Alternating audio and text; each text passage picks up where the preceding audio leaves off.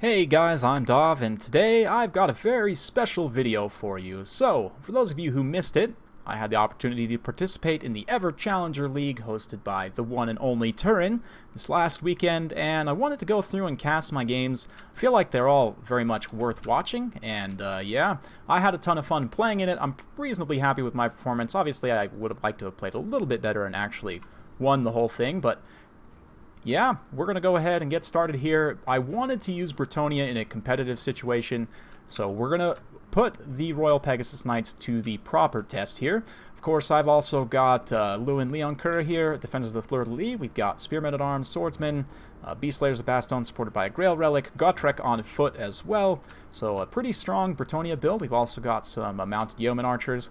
I'm up against Pounder in the first round here. He's counterpicked me with Lizardmen. I had two bans, and I banned, I want to say I banned Chaos and Tomb Kings, or maybe Vampire Coast and Tomb Kings. Lizardmen obviously is also very good against Bretonnia. They have a number of very good tools here, so we're going to see how we can do. We're going to get things started with the Pegasus Knights coming over here. They're much, much faster than these Cold One Spear Riders, so we should be able to catch up with them. We've got these Cold One Spear Riders, Pop-Hopok's cohort over there, a Light Slan, along with some Temple Guards, Saurus Warriors in the front line, a Solar Engine, Chameleon Skinks to provide some Overwatch fire, but the Pegasus Knights drop down, and they immediately do a ton of damage on the charge to these Cold One Riders. You can see they're suffering very, very badly there. I'm taking almost no damage in return, so it's essentially a free trade here. Not quite a free trade, but looks like we're going to have a Net of Amantok overcast here from the Slan. Not enough to save those Cold One Spear Riders, unfortunately. And as they actually route off, a lot of these Pegasus Knights, due to kind of a bug in the flying pathing, will be able to get back up into the air. So a tough situation there. Over here, I'm using the other Pegasus Knights just to keep the Solar Engine from shooting. Not that I can do that much damage to it. I mean, the AP values aren't amazing here, but you can see we're kind of chipping away at it here. And it won't do a ton of damage in return to the Pegasus Knights. Mostly just want to keep it, whoops, sorry about that, from applying that blind debuff too much. You can see, though, I'm being very conservative with my Pegasus Knights. Got them back up into the air, and we're just kind of chill for now. Over here, the Defenders of the Fleur-de-Lis charging in. Going to get a nice little rear charge situation, and then we're going to drop the Pegasus Knights down once again to go after these Pop-Hopok's cohort. Pre-regrowth, Overcast, just to give them plenty of HP so they can stand and fight against these Cold One Riders for a while. Lewin, of course, debuffing the Slan here, trying to snipe him out. Defenders of the Fleur-de-Lis taking quite a bit of damage, but Gotrek and his retinue here do get a banishment. Obviously, it doesn't do much to Gotrek, but the Beast Slayers take quite a beating there. And I really need these Pegasus Knights elsewhere. Thankfully, they have fast enough speed to close the distance to this side of the battlefield, but yeah, I want to try and take out as many of these mobile threats as I can, so I can really just get aggressive with the Pegasus Knights and start cycle charging infantry into the late game. You can see the Slan, likewise, has also taken quite a bit of damage, so obviously getting rid of my opponent's leadership will be quite strong here as well. You can see the Pegasus Knights coming through now disengaged, and I'm just screening out the Chameleons there with the Peasant Mobs. They're basically wasting their ammo shooting the Peasant Mobs, which is fine with me. Do your duty, peasants. Over here, the Pop-Hopok's cohort going to get a counter charge against these Pegasus Knights, and they do start to take quite a bit of damage here. You can see down to 17 models. I do throw in an Earthblood there just to keep them nice and healthy, and the other unit of Pegasus Knights arrives just in time to finish off the Pop-Hopok's cohort here. There's still one more unit of Cold One Riders reasonably healthy. But the Mounted Yeoman Archers probably aren't doing all that much damage, but the leadership damage of being shot here for some of these units is going to be okay. Obviously, the Saur is very healthy there, but only 60 armor means they will take some damage from those Mounted Yeomen. Lewin's in a bit of a pickle here. He does start to take some damage, bit surrounded by some Elite Cav and so on, so the Knights of Bretonnia will come to the rescue. Pegasus Knights diving down from the air, just going to absolutely mop up these Pop-Hopok's cohort. It's tough, though. I mean, the infantry fight's definitely not going in my favor, other than the fact that Gotrek is still very healthy and starting to cut his way through Temple Guard here. With some infantry support, he'll actually be able to beat down those Temple Guard one-on-one. He'd probably lose, but critically, my Royal Pegasus Knights are both still pretty healthy. This one's taken quite a bit of damage, down to 15 models, but it's reasonably close to their healing cap, so we've been able to get some good value there. This one is still full 18 models. So very good stuff there. Here, my Damsel does get a little bit caught out by the Pop-Hopok's, or sorry, just the regular Cold One Spear, not even Spear Riders, just Cold One Riders. She's in a bit of trouble, a damsel in distress, if you will. So Lewin and the Knights going to tip their fedoras and charge on down here to try and bail them out. We're also going to throw in the Mounted Yeoman Archers just to give extra bodies in here and to try and just screw things up as much as possible. The Koldir, Aura of Pretzels, that's it, and Brona's Time Warp, both being used here to juice up the stats of the Temple Guard. That's quite strong. Colon Riders as well just traded very well, and I did take some damage on my Pegasus Knights. Granted, still 18 models there. I did lose a model there, it looks like, but Lewin also starting to take quite a bit of damage. If we can maybe trigger Beloved Son of Bretonnia, that wouldn't be the worst thing in the world to help give some of these peasants immune to psychology in the late game.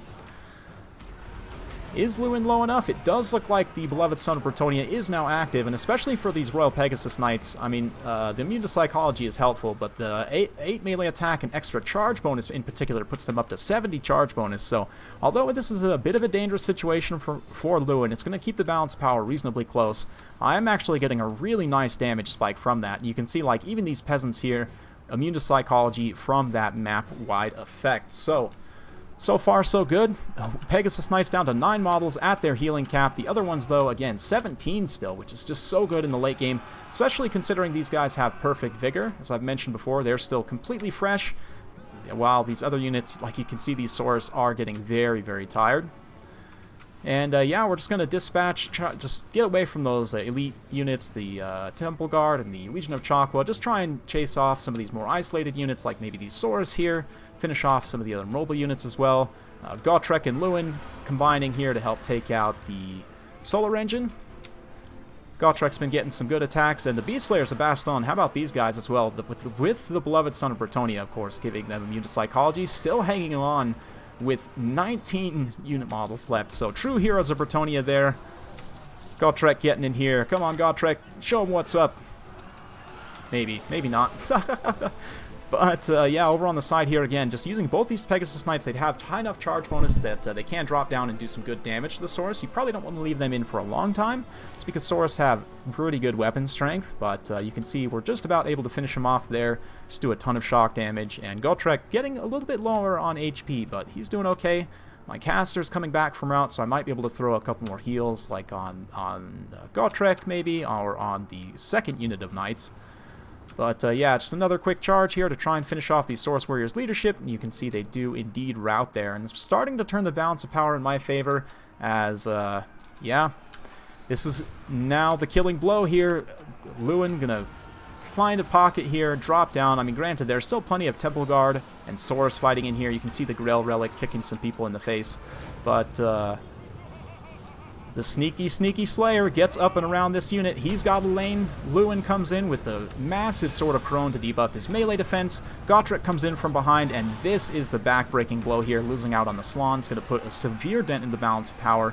And you can see here the Pegasus Knights starting to cycle charge in. The Bastillodon also not doing great in terms of its leadership, taking quite a bit of shock damage from those Royal Pegasus Knights. So you still need to be careful not to stay over-committed here. These Royal Pegasus Knights, especially the ones at their healing cap, are probably going to get cut down here. Yeah, less than 200 HP, and they do indeed go down. But how about these Beast Slayers of Baston fighting down to 3 unit models left with the Beloved Sun buff active, and of course the Grail Relic also giving them some extra leadership, down to 2 unit models, 1 unit model. Okay, Beast Slayers of Baston are officially unbreakable in this setup.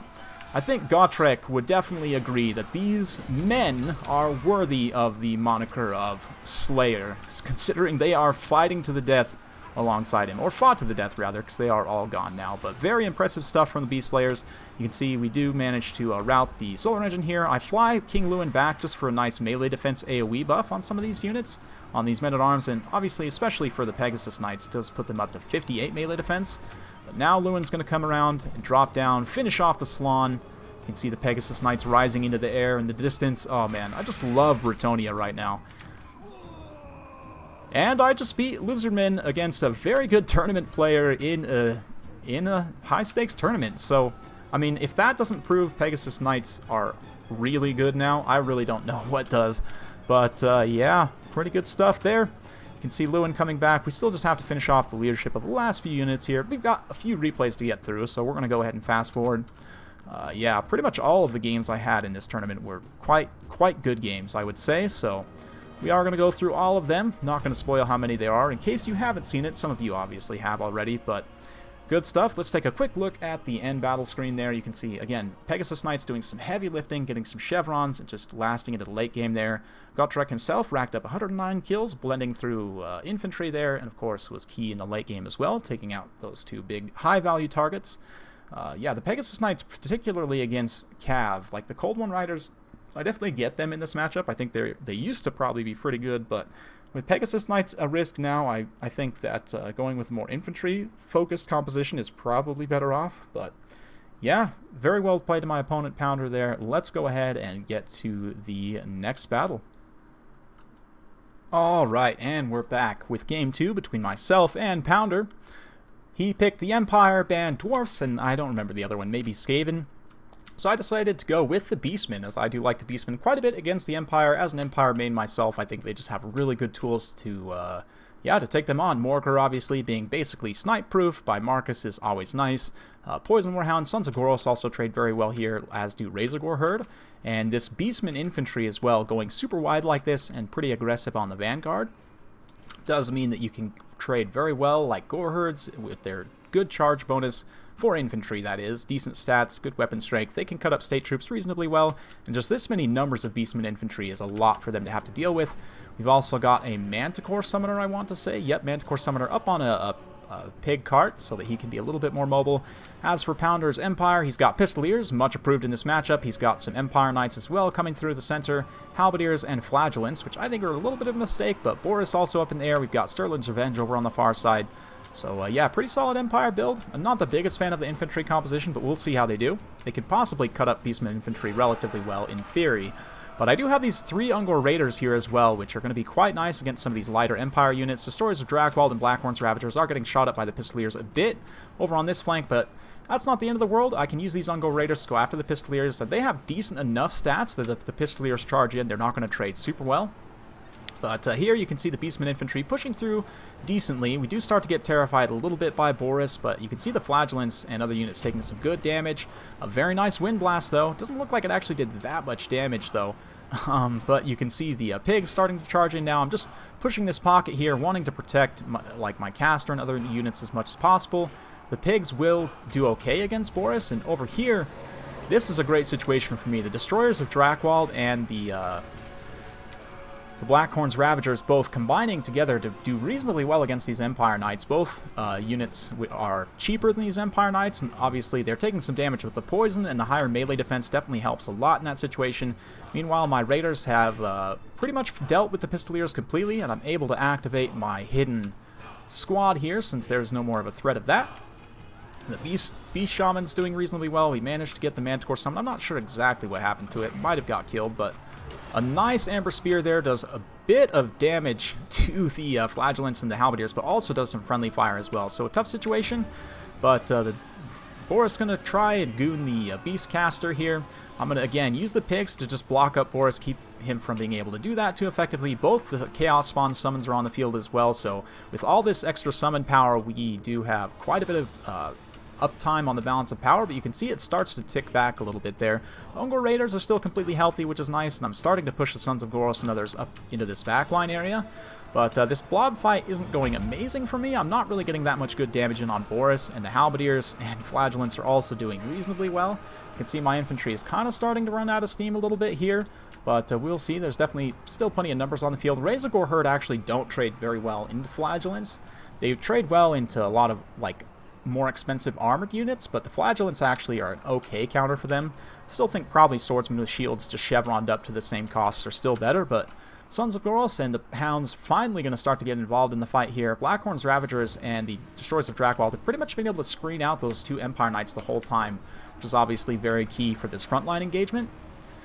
Yeah, Sterling's Revenge, though, still completely healthy. Have used up a lot of their ammo, have generated some excellent value here. You can see the pigs starting to get taken down. My caster's getting a bit low as well, so it's a dangerous situation for sure. Here we're able to fire into some Halberdiers and maybe also fire into these Flagellants as well. These Ungor Raiders definitely paying absolute dividends at this point. And we do have one more Manticore Summon in pocket. We're going to go ahead and throw that out before the Beastcaster gets killed, and we'll see where it goes. Looks like I'm going to go after the Heavens Caster here for the Empire. Meanwhile, in the backline, the Sons of Goros and these Poison Warhounds did get in on the Sterling's Revenge, starting to take out these Elite Free Company here. Very fitting with that sort of camo color scheme in the woods. But yeah, the caster gets caught up by Morgr and the Manticore here and gets taken out in a big, big hurry. That is going to put a pretty big dent in the balance power once again in my favor. That being said, I don't have much infantry left. It's all getting pretty low, and the Razorgore herds are also having a hard time staying on the battlefield. Granted, a situation like this is actually pretty good for me, especially if I could get the side charge in here, but it looks like I might miss it there.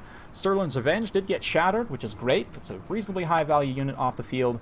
But my Beastcaster as well is going to get terrified away by Boris here. Might just get killed outright, but does look like he manages to squeak away, maybe. Manticore will be able to block him somewhat here, but yeah, even if the Manticore loses this fight, Morgr can still get in here and, you know, backhand crab claw this guy in the back of the head.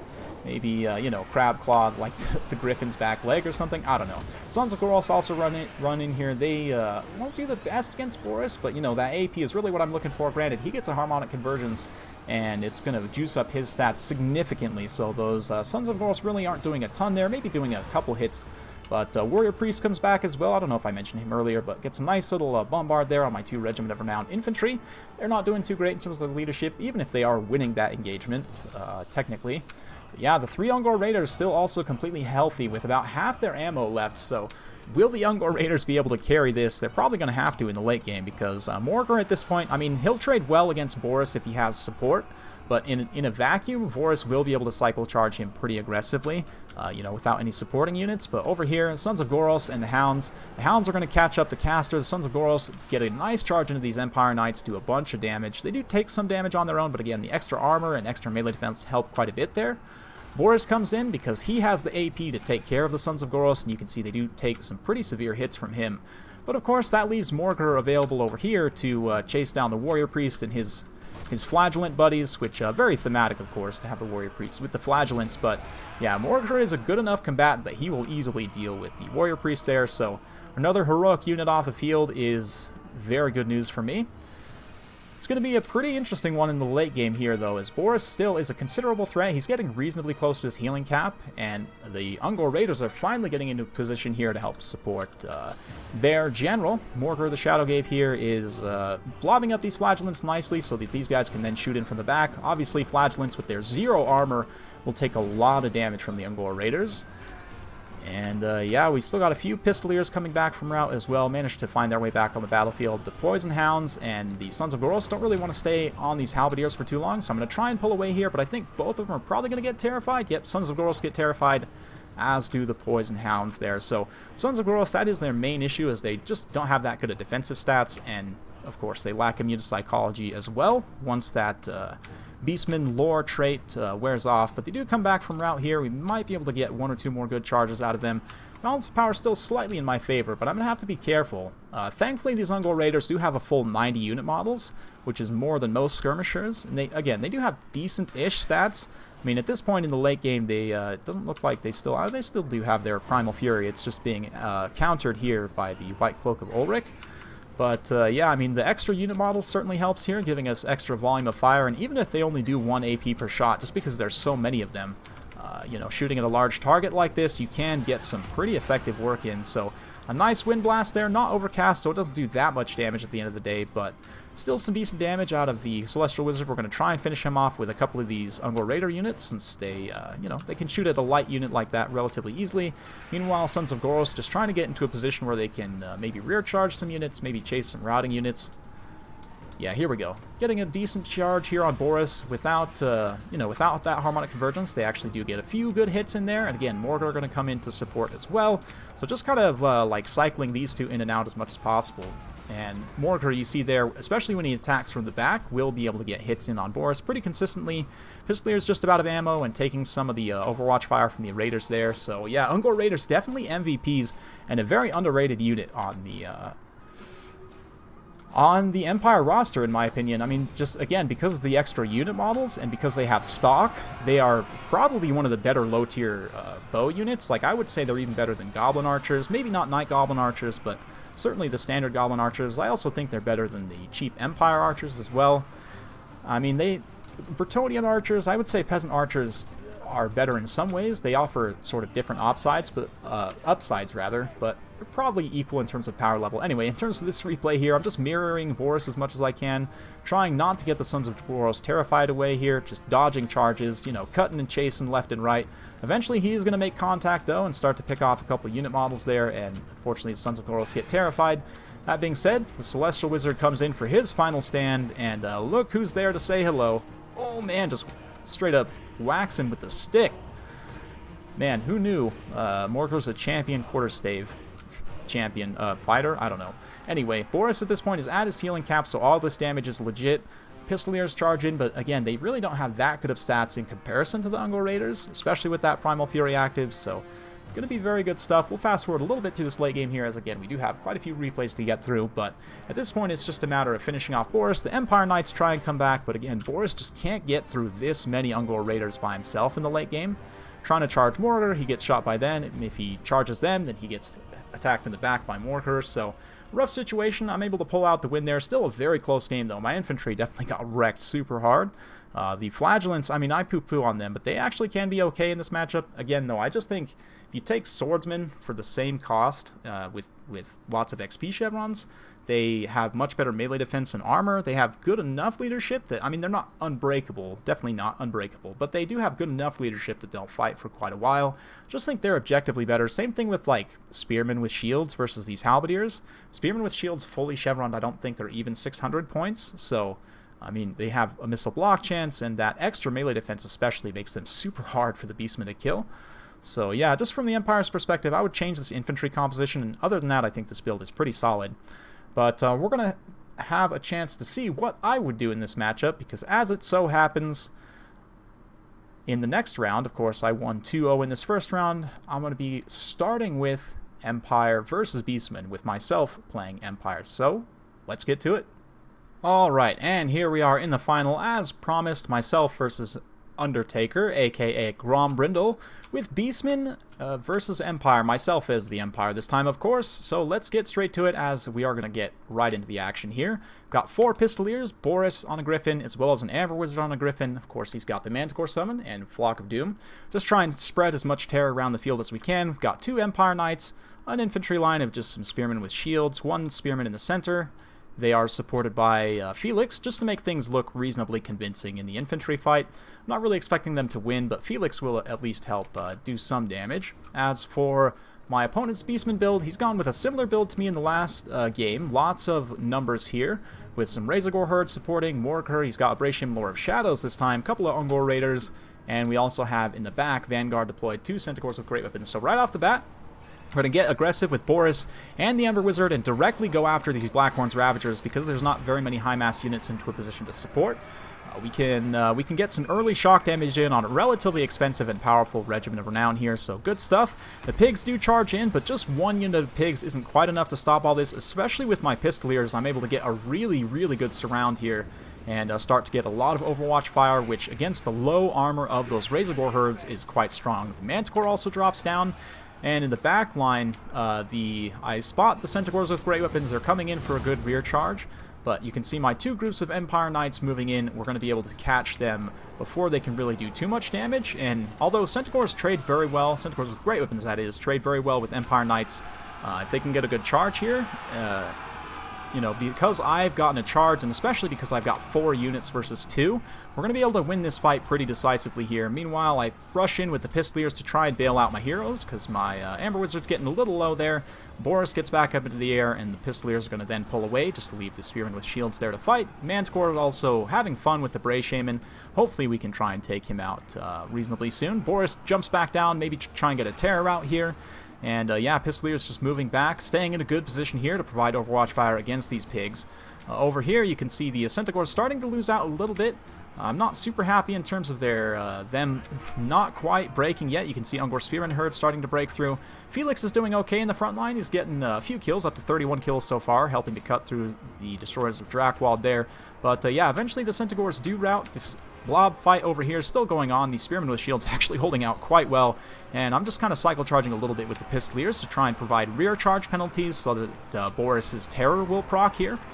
Speaking of terror, we're going to go ahead and summon another Feral Manticore here and drop the Amber Wizard on Morker and the Feral Manticore on the Bray Shaman. Dropping onto Morker for the Amber Wizard, I mean, it can work if you're cycle charging very aggressively, but in a situation like this, I definitely wouldn't advise it, especially with the spawn here. These Chaos Spawn will actually trade quite well against the Amber Wizard due to his lack of armor. So you have to be careful. The Amber Wizard on a Griffin is very powerful, but very, very micro-intensive as well. You can see at this point, though, balance power pretty even, maybe slightly in my favor. Bray Shaman, Lore of Shadows has been terrified away here, but my infantry is getting super, super low here. You can see Empire Spearmen starting to give out.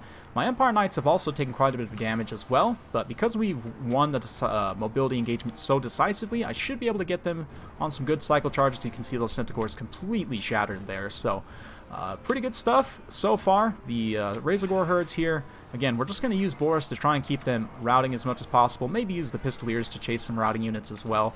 The Beastmen still kind of have a little bit of a blob forming here, but the Empire Knights are able to start charging. And we've got another group formed up here. A little Flock of Doom action on these Ungor Spearman herd. Is actually the ideal unit size is this 120 unit size there, so we'll be able to do some good damage. But you can see the Raiders there again. Clutch MVP Ungor Raiders just doing some damage to that Amber Wizard there. They are in fact going to rout him off, which does bring the balance power back towards even quite a bit as a reasonably expensive caster there, but all hail the Pistoliers, coming in for a quick column-style charge and then immediately pulling away, just blasting pistols in these Beastmen faces, just so that we don't get overly surrounded here. Felix is in a bit of trouble, though. He obviously is regenerating, but with his Karagul Greatsword, he'll destroy Morker. Maybe not so much if he's, you know, surrounded in a blob like this, but that Karagul Greatsword I did not bring, unfortunately. I probably should have brought it, but Felix absolutely will destroy Morker with that active.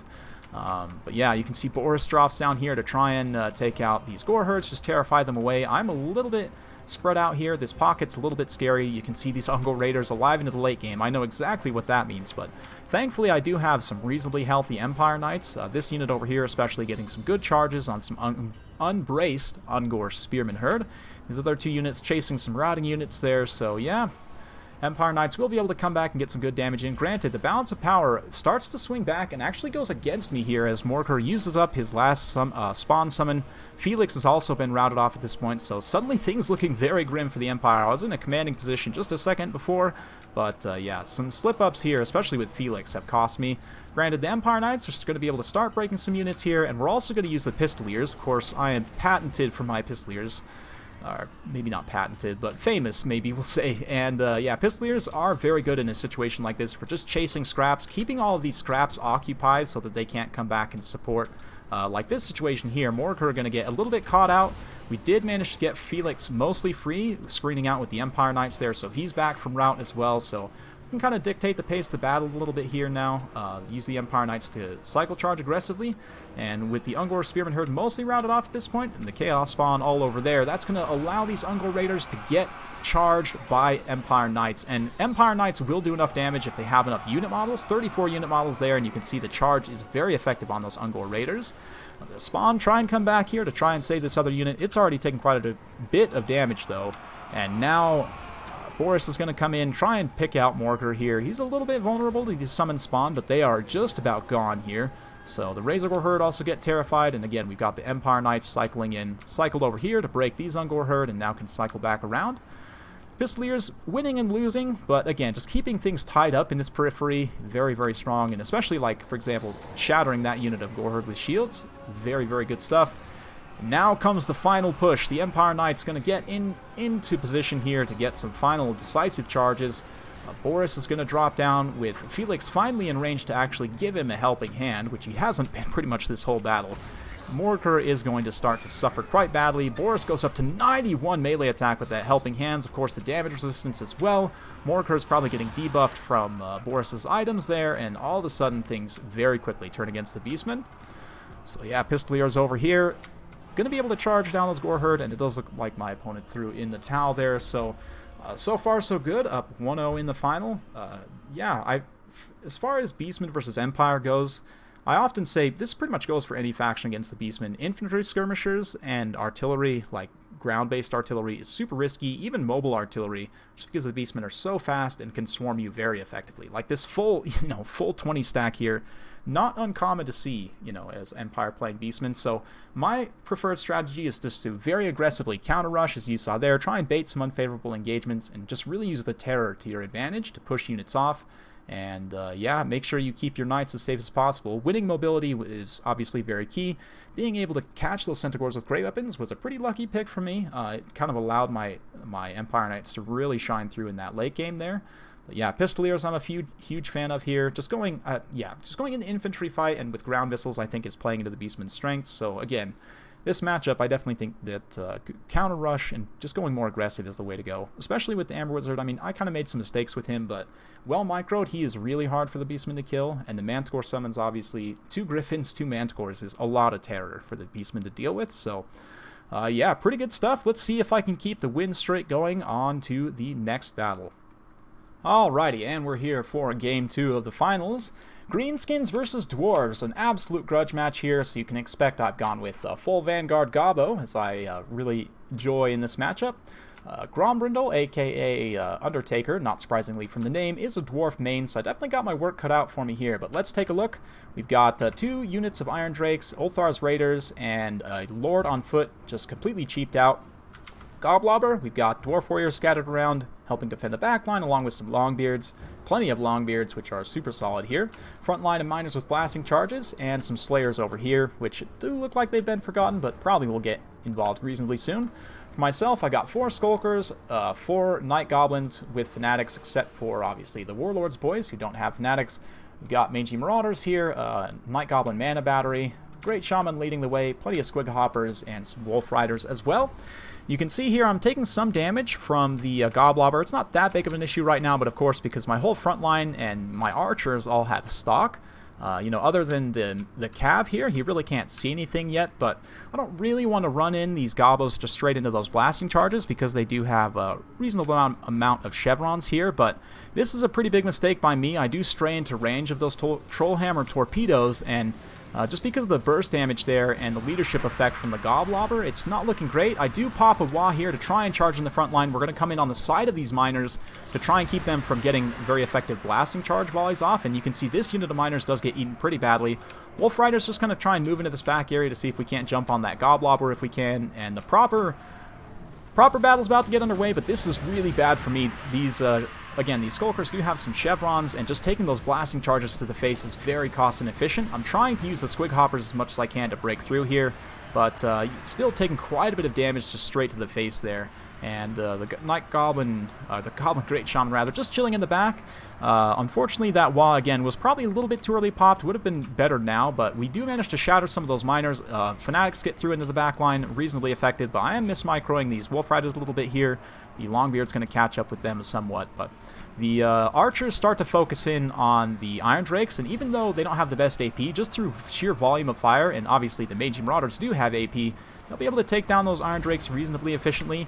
Here, though, I make another pretty big mistake, and I leave my Goblin Great Shaman. I'm trying to just recharge Wah by getting him in melee here, but I really should be going after, more scattered units than this. I take a ton of damage from the Mark by Ulthar, and even the very tattered Trollhammer torpedoes that remain still get some very effective volleys on the Great Shaman there, so that's really not good. It's going to affect leadership and balance of power. I pop Crown of Command to keep him from routing and just try and stay on the field here.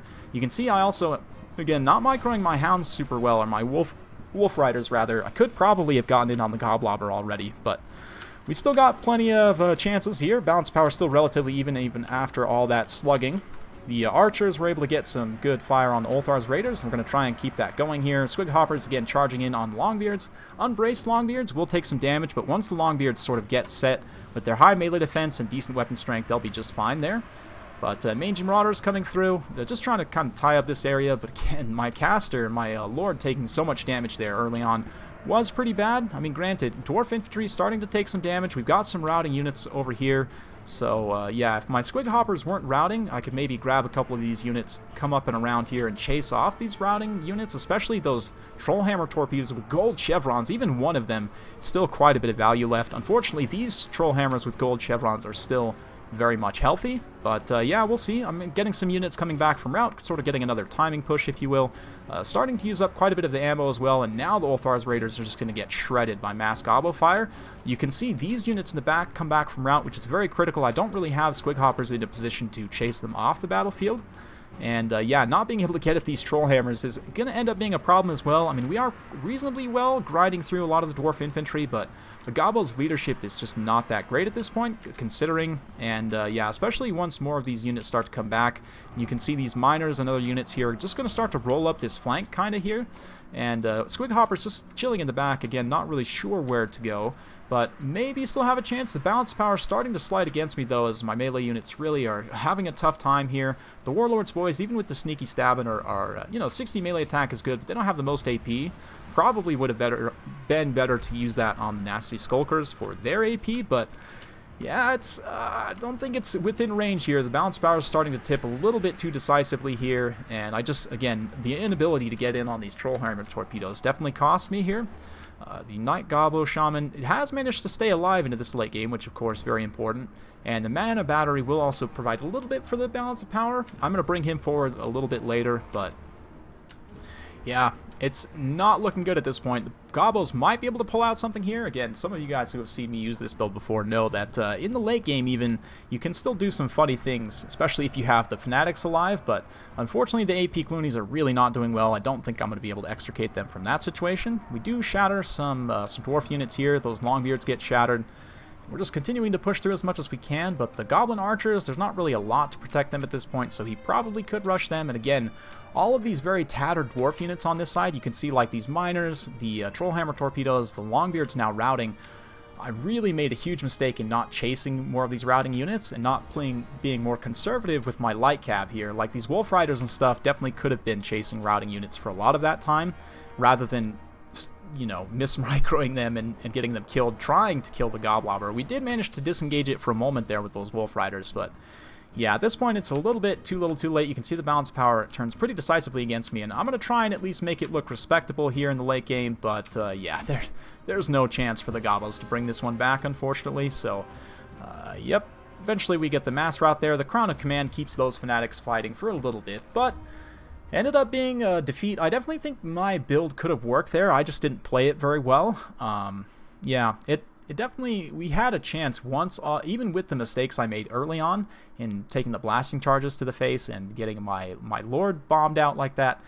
There was a point there even still where if I had my Squig Hoppers or even one of my Wolf Riders in a better position to chase a bunch of those units off the field, you know, that balance power might not have swung back so heavily when they all came back from route and sort of rolled up that one flank. We might have been able to get a nice late game swarm going to finish off some of these remaining units. Would have been tough to finish off the Lord, but I think with enough Skulkers, you know, with sneaky stabbing, we could probably do it. It would be tough, though. I mean, it would have been tough for me to take out the Lord at the very least. And also, 176 kills on the Goblobber. Of course, leadership effect, very strong against low leadership units like Mass Gobbos, so it ended up being a really, really nasty pick here. 161 on the Wars of Dragonfire Pass as well. The anti-infantry bonus really shining through. Ulthar's Raiders ended up being a little bit of a tough pick, and the Iron Drakes, you know, they ended up kind of getting counterfired there, but just you saw how short of a time I slipped up there, and just the damage output, even from a very tattered unit like that, is so real that it's definitely worth it. The gold chevrons is interesting too, because it also gives them a very, very fast reload rate. So nice Dowie versus Greenskins game. I'm sure those of you guys who gave me a grudging for that last one are going to enjoy that Dowie victory, so that one's for you. Let's go ahead and go to the next replay. Alright, and here we are again with Bretonnia, and again facing off against the Lizardmen, this time on the River Amexon map. And yeah, you can see I'm going to try and take advantage of this choke point here. We've got defenders, again, Lewin in the air, 2 Pegasus Knights. I do have 1 Trebuchet this time to try and kind of force this engagement in these hot gates here. Gotrek, of course, Beast Slayers of Baston, and the Grail Relic, whole bunch of peasants, Lifecaster, nothing too surprising for those of you guys who have seen the other games. As for my opponent's build here, definitely learned from the last, from Pounder's mistakes, I guess, bringing Cav. Gone with a lot more of an infantry-focused composition, some good monsters here as well, a red-crested skink chief on foot with just the Warrior's Crest, which is a very cheap option. Likewise, his anti-large AP, and the charge bonus means he's actually pretty hard for Lewin to goon, kind of like a cheaper Skarsnik, just not quite as strong. But yeah, I will say this right off the bat. Taking this engagement in the hot gates here is a mistake in terms of me not having the right build. For the build that I have with Pegasus Knights, you really want to try and spread your opponent out as much as possible and try and spread the field. So from the offset, I would say that taking this engagement is absolutely a mistake. And I definitely should have, if I wanted to take the hot gates here, I should have gone with the more blob-focused build, like maybe with the Fey Enchantress, Gotrek, and Felix. Or if I wanted to use this Pegasus Knight build, I definitely should have deployed out in the open and just spread out the field as much as possible to try and catch isolated units, because the issue here is that all of these monsters can kind of fight together, and I'm actually going to have a tough time taking them down. Likewise, my peasants, you know, they're not really going to trade super well with these infantry in this blob fight here, so probably won't last a super long time either, but here we go. We're going to start to get some rear charges to try and get some value going. Cohort of Sotek get a nice charge there. The Royal Pegasus Knights also charge in there. This was a little bit of a mistake here, charging in on this Rev Crystal, but I hopefully will be able to get back up in the air. We'll see. Looks like those Pegasus Knights having a bit of a tough time, as one of them is sort of being bullied there by the Bastillodon, but yeah, Flock of Doing doing a ton of damage to this giant blob of peasants, and you can see, even with the support of those Pegasus Knights, doing very little damage to the Cohort of Sotek here, and those Solar Spears did take a bit more, but yeah, doing reasonably well still. And I did lose 2 unit models for jumping down, you know, stupidly with the Pegasus Knights. They're getting another one dropped as well, as that Solar Engine's doing really good damage to them, but so far, we're still pretty even in terms of the balance power. Obviously, Gotrek not involved yet. And yeah, pretty decent stuff, but you can see I'm kind of blobbed in a little bit here, which is not the best. I'm going to try and catch some of these isolated units in the backfield, like this Solar Engine, see if I can't shut it down. My opponent summons a Manticore, so we're immediately going to countercharge with the Royal Pegasus Knights there. But yeah, I really should be getting Gotrek in here to get up and around to get at these monsters. It's just kind of chilling there right now, but this is also a huge mistake on my part. I'm going to get a whole bunch of infantry units just orbital blasted here by the Engine of the Gods, Stegodon there. And that just got a ton of kills, racking up kills rapidly up to almost 200 kills there. That was basically my whole infantry line gone. So really not looking good so far. We're going to bring around the Defense of the Fleur-de-Lis to try and get something going here. The Trebuchet is still able to fire into this pocket. Able to get 27 kills so far, not amazing. But the Manticores just about finished off by the Royal Pegasus Knights here. And we're doing okay. I mean, considering how bad of losses I've taken and how big of mistakes I've made, we're still reasonably close on the balance of power here, and especially if my opponent overextends with some of these monsters, or if we're able to catch them isolated like this, we can potentially do some good damage. Gotrek now getting involved, probably a little bit late here. I really needed him supporting this infantry fight sooner. But Rev Crystal doing its thing, healing up, it looks like some Temple Guard, very good target there. And Gotrek here is able to do quite a bit of damage to the Rev Crystal, especially with King Lewin in support there. But again, all of these anti-large infantry are pretty tough for me to deal with. We get another rear charge here, just trying to do as much as we can. And yeah, the Trebuchet is having a little bit of a hard time because of the awkwardness of this slope specifically here. But let's see, Bastillodon going after the Damsel in the back line does mean that I can potentially get away with my Pegasus Knights and get at it. So you can see me pulling back up into the air here. I do have an Overcast regrowth on this unit of Pegasus Knights. Still has 14 unit models, so we might be able to keep something going here in the late game. It's really going to be tough, though. Both of these monsters now fighting on this peasant blob here. No surprises, the peasants are going to want to rout. But again, that does leave the rest of the army isolated. I do make a pretty big mistake as well here, charging with the Defenders of the Fleur-de-Lis and basically sacrificing them for no value. They only got 15 kills, and they just get terrified away by the Bastillodon there. So that was a pretty big waste. I should have just kept them in reserve for the time being. Maybe could have started to do some damage to those monsters, but now this Skink Priest is pretty overextended, and the Pegasus Knights are going to come in here. Granted, that blinded debuff from the Solar Engine, very, very strong still. Lewin is below half HP, yes, so Beloved Son of Bretonnia is going to be going off, which means all units map-wide will get immune to Psychology. Potentially could help me make a break in this late game here.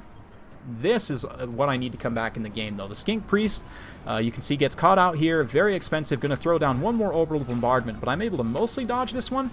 And the Skink Priest is taking a ton of damage. Sort of Corona on him to debuff his armor and melee defense. And then, of course, the Pegasus Knights trading very well. You can see just consistent damage across the board. Gotrek, meanwhile, is having a tough time in the front line. He's taking quite a bit of damage from these infantry units. Has been able to beat up the Skink Chief a little bit there, but Yeah, the priest gets beat up pretty bad. The Bastiladon Rev Crystal is going to come back to try and bail it out, but again, that just ends up separating it a bit from this infantry support here. Granted, there is still quite a bit of that infantry support left, but the Pegasus Knights drop down. We're going to try and finish off this priest here. We get a decent charge against some Temple Guard as well. It's not great to have to sit here and fight, but I really want to finish things off. Likewise, the King Lewin here able to get the Rev Crystal and start to finish it off, so maybe we can come back. You can see with the loss of those two monsters, the balance power does start to come back in my favor a little bit. I have some peasants as well that can kind of blob in here and try and bog things up a little bit, and almost the balance power turns slightly in my favor at that point from those two routes there of those two big monsters, so maybe I'll be able to grind something out in the late game, just cycle charge these infantry to death super aggressively. The Trebuchet is also still generating some pretty good value. Actually has got quite a few kills, up to 45 kills so far.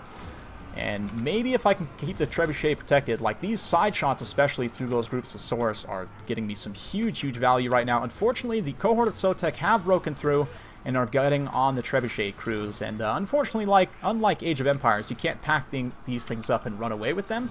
But Lewin drops down with the Pegasus Knights. Defenders came back from route as well, just to try and keep this Solar Engine, or sorry, the Skink Priest from coming back. The Solar Engine's also a good target here, but I am taking some losses. Granted, Pegasus Knights have been able to get some XP chevrons. Not a ton of kills there, but some good high-value work done. And that blinded debuff from that Solar Engine still so good. Just debuffing Lewin's stats and others here. You can see the Damsel's still online. I've still got some potential healing, but I really need to bring her up and around and try and get her out in the open. I don't want to try and take any fights in the forest with my Cav if I can help it, but yeah, obviously I pointed out at the beginning that taking the mistake there was a mistake. Taking the engagement here, rather, was a mistake. But even still, we're very close. Gotrek just got a couple healing procs there, so he's going to be able to fight for a little bit longer. And in terms of the balance of power, at least, we still have a reasonably decent chance. This is another mistake for me, though, that could potentially cost me. My Damsel gets caught here, and as she starts to take damage, you can see the balance of power tipping more and more, as I still do have enough Winds of Magic to be able to get some heals. But yeah, losing the Damsel is another pretty big mistake here. So I'm going to try and finish off the Skink Chief. He's reasonably hard for Lewin to goon, but he was able to get a good hit in there. The Bastiladon, good old Gary, going to come in here for a body blocking blow and just make sure Lewin can't actually finish off the Skink Chief. Now the Chief is going to get in here. Gotrek is completely surrounded at this point. I really haven't been able to extricate him from this blob, and I mean, he's got plenty of kills, but down to only 200 HP and less. The Slayer will indeed fall here.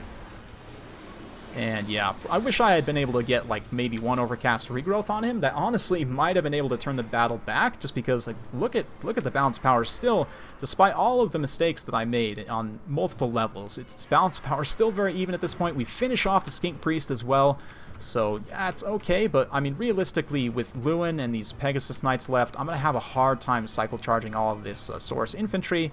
Like maybe if I had a, one big bunker buster or could catch the units isolated or something. They are pretty tattered, but especially with this Skink Chief being alive, supporting leadership and giving that anti-large AP poison, it's just going to be a bit tough for me to take this one all the way back. So you can see I start to cycle charge a little bit here, come in with the Defenders of the Fleur-de-Lis. We do manage to not quite rout any of these units, and again, every time I come in here with the Pegasus Knights, they are taking a pretty decent amount of damage. So it just doesn't end up quite being enough in the late game here. We do get some more work done, but you can see just the grind is too much and get finished off there. So very well played to Grombrindle. Yeah, currently down 1-2 now in the series, but we'll see if I can bring things back. Definitely made mistakes on multiple levels, but even with the mistakes that I made, I still had a chance there into the late game. I mean, obviously, like the deployment, first of all. Second, the Skink Priest getting that massive bombardment. If I had been able to dodge that, maybe, with enough peasants on the field, we could have ground down. Because, I mean, honestly, these Lizardmen infantry were pretty tattered, and just even a few more hits could have potentially got them off, got them routed off, I should say. Again, Defenders of the Fleur-de-Lis definitely made mistakes with them, but the Trebuchet ended up paying for itself quite nicely. 57 kills on an XP chevron. Yeah, if I were to play that again, I would probably, if I were to deploy in the open field with Pegasus Knights and just try and spread out a little bit, or go Gotrek, Felix, and Faye and try and take maybe some more elite infantry, maybe like the ROR Battle Pilgrims, as well as the Beast Slayers of Baston. Maybe even get like, I don't know, some Grail Guardians as well. My opponent didn't really have that much. I mean, Grail Guardians will get hit pretty hard by the Temple Guard, but I don't know, maybe you can use them to kind of charge down some skinks and just generally be a good defensive unit, but yeah, it feels bad, but I still am reasonably happy with my performance. Pegasus Knights, of course, doing heavy lifting as always, so that at least makes me happy. Let's go ahead and go to the next one, see if I can survive one more game. Alright, here we are, Game 4 of the finals. I've got Norsca trying to survive against the Tomb Kings. So let's get straight to the builds here. Got Wulfric on a horse hidden in the woods. We've also got a Fire Sorcerer, Marauders in the front line, second line of Berserkers, plenty of them. We've got 2 units of Javs, a War Shrine Mammoth, which I promise is not a crazy pick here, some Marauder Horsemen, and some Hounds as well, Beasts of Tashnar and Norscan Ice Wolves. So, yeah, normally I would say that the Mammoth, you might take the Regiment of Renown Mammoth because it has that damage resistance buff against the Tomb Kings, but Ushabti Greatbows are a huge danger for Mammoths. That being said, on this map, I was kind of counting on this hill to be able to give me some cover where I could maybe, you know, get a good infantry engagement and then bring the Mammoth in after. So you can see here, I'm going to try and move away. I honestly should probably be moving like laterally this way rather than straight back, but still. The Hound's getting up into position. I'm going to try and get the throwing axes in position as well to try and take out the Ushabti Greatbows. That's kind of my main win condition, if you will. But here, pretty big mistake by me. Necropolis Knights are going to be able to get some free damage in on Marauders. Not a ton, but I'm also, again, taking shots from the Ushabti Greatbows. I really need to be sort of over behind the hill here. I will fully admit, the day that this ECL happened, I mean, I was up at like 5:30 a.m. my time streaming Rome 2 for CA, and this tournament, by the time we were getting into the finals, was getting to like 5 p.m., so I'd already been awake for 12 hours, woke up much earlier than I was used to, and at this point I'm getting a little tired, and you can tell my micro is slipping a little bit here. These Berserkers just going to be standing around quite a bit, same with these Marauders, taking a ton of unnecessary damage with the War Shrine here, kind of bumping into myself. We are going to get a pretty decent Burning Head to roast through a bunch of skeletons in the front line here, especially those spears, but I end up doing quite a bit of friendly fire as well as my opponent pulls me through that. You can see I just have plenty of infantry here, and yeah, we're going to be able to get some decent infantry engagements, but Wulfric in the forest here struggling a little bit. He's doing okay against the Necropolis Knights, but not really having enough support here. We're going to throw that Cascading Fire Cloak on these Berserkers here to give them some extra melee defense, so maybe they can stand up to Cetra, but yeah, the War Shrine Mammoth is just taking consistent damage from those Ushabti Greatbows, and again, I'm not microing my infantry over here effectively at all. I definitely could have got them up and around, gotten into these Tomb Guard. Likewise, the Beasts of Tashnar and Norscan Warhounds quite late to the party. I'm going to try and get them up and into these Ushabti Greatbows, but you can see here, too slow again on my micro, and those Tomb Guard will probably be able to collapse there. Meanwhile, over here, Wulfric's not in the best situation, so I'm going to pull back there, maybe with the War Shrine buffing him up with that extra melee attack, and so on. We can get in there, get on Cetra, and get some work done. But yeah, despite my early setbacks, things are actually looking okay right now. But again, just miss-microing these Marauders, not even involved in combat at all. And we do manage to get some throwing axes now on some Ushabti Greatbows, so some decent situations there. And likewise, the Beasts of Tashnar and the Wolves did some damage to this unit of Ushabti Greatbows, so it's not all lost. Likewise, the Blessed Legion of Demonetization there, I'm not sure what exactly took them down, but they ended up taking a bunch of damage from various things there. And it looks like another Burning Head going to roast through the skeleton lines here, so oh man, is it enough to finish off these units? Again, a bit of friendly fire there. The Chariot Lord is still online as well, but this Mammoth is going down, and that's going to be a huge power loss. You can see as it gets lower and lower and falls, the balance power turns pretty decisively against me. And yeah, at this point, I was getting really tired. There was some stuff I needed to do in the evening, and I'm just going to throw in the towel here. I honestly maybe still had a chance to win here. I do admit that I quit prematurely here, especially because these infantry were starting to push through on the back line. And, I mean, if I would have mopped up all this infantry, I don't know, Cetra against all of that might have a bit of a tough time. I just didn't think I could kill Cetra. I mean, maybe Wulfric, if I were able to disengage and, again, get some good infantry support, he could take out Cetra, but like I said, I was getting quite tired at that point. I was already pretty happy with my performance, making it to the final and having some really awesome fun games. So yeah, I honestly didn't mind just kind of losing that one out like that. It feels a little bad. I definitely feel like that build should have worked on that map. I just played it very wrong. I needed to be a lot more patient with my mammoth, just keep it hidden behind the hill there, get a full surround with my infantry, because, I mean, obviously, Marauder Berserkers will cut Tomb Guard with halberds to pieces very cost effectively. So if I'd been able to get a full surround and just use those burning heads, collapse the infantry line as quickly as possible, you can see I got 138 kills there with the Shaman Sorcerer. Didn't quite get as many with Wolfric's boats, but had I used those 2 wins effectively, and again, just played more patiently with the Mammoth, I definitely could have beat this build. I definitely feel like I had the tools to win there, but unfortunately, as with this 3rd game, I mean, credit to Grombrindle, he played very, very well, but I do sort of feel like I beat myself with my mistakes. I mean, I guess that's kind of always how it works, right? But I made some pretty clear mistakes, and you could really tell, like, by the end of it, I was feeling very tired, and I could tell my micro was slipping. So hopefully you guys enjoyed this multicast, though. I've got, an hour of raw footage going to have to edit through, so yeah, I wanted to give you guys my analysis. All very, very fun games. Big thanks to Turn, of course, for inviting me, and well played to both my opponents. I mean, I did beat Pounder 2-0, but both of those games were super close. Grombrindle, obviously won the first game and just made some mistakes through the next few games there. But credit to him, some very good plays, especially with the Dwarves. And yeah, very fun stuff. Hopefully you guys enjoyed. If you do like this sort of content, be sure to like, subscribe, hit that bell notification button so every time I upload a new video, you'll be notified. Thanks again for watching, and we'll see you next time.